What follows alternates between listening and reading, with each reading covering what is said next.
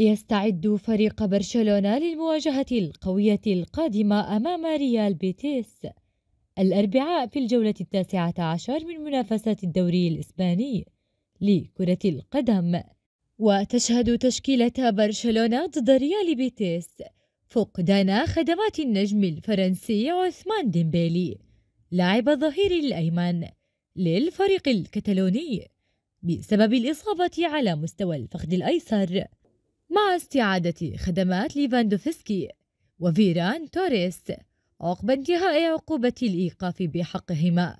وسيدخل المباراة المدرب الإسباني تشافي بتشكيلة أساسية متوقعة أمام نظيره ريال بيتيس في منافسات الدوري الإسباني كما يلي: حراسة المرمى تير شتيغن، أما خط الدفاع جول كوندي ورونالد أراخو وأليخاندرو بالدي، خط الوسط بيدري وجافي وفرينكي ديونغ، أما مركز الهجوم روبرت ليفاندوفسكي ورافينيا دياز وأنسو فاتي.